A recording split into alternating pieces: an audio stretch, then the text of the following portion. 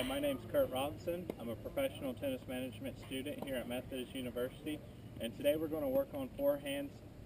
All right, Max is going to be our student for today. Max, can you give us some information about yourself?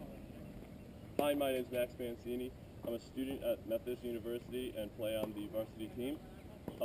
My record last year at third singles for my high school team was 28-3. All right, thank you, Max. And Max is also a very accomplished player on the USTA circuit. USTA junior tournaments when he played up in New Jersey.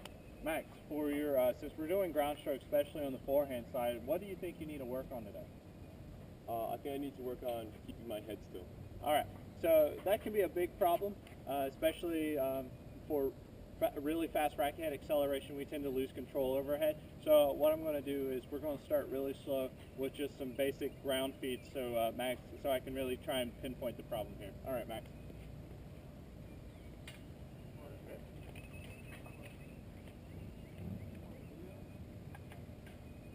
And we're just going to do basic hand feed drills for now. Max, go ahead and just hit your normal ground stroke, okay?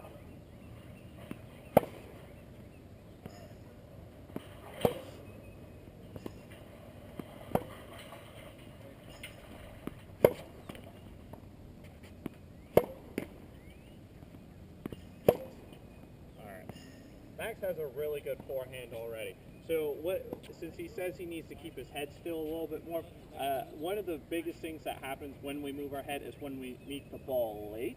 And what that causes us to do is pull our whole body up because we're trying to adjust and try and get more topspin for some reason. So what we're going to work on here is keep making sure the ball's actually out in front so our head can stay down.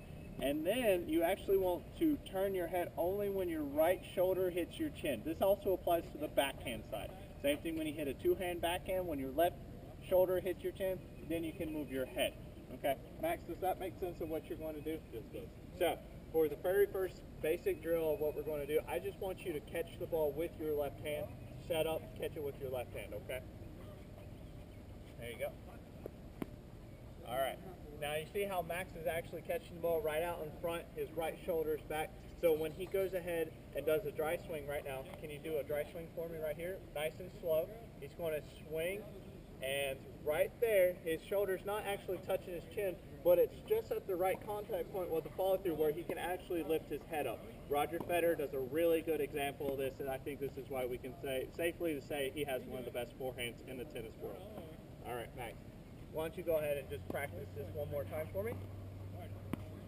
All right, good deal. All right, so I just want you to work on your forehand as right now. So toss me the ball back. Thank you. Just hit your normal forehand ground stroke. All right, I think he kept his head pretty still throughout that whole shot, and he came up only after the ball was cleanly over the net and his right shoulder touched his chin. All right, I'll give you another feed. A little out, but that's okay. One more.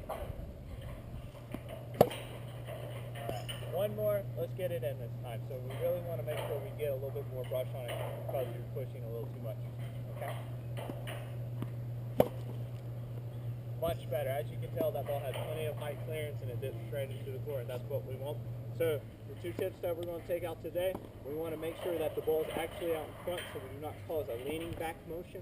And we want to make sure when the right shoulder touches the chin, that once it does that, then you can lift your head up. This also applies to the forehand and the backhand. All right, thank you. I'm Kurt Robinson. Have a great day.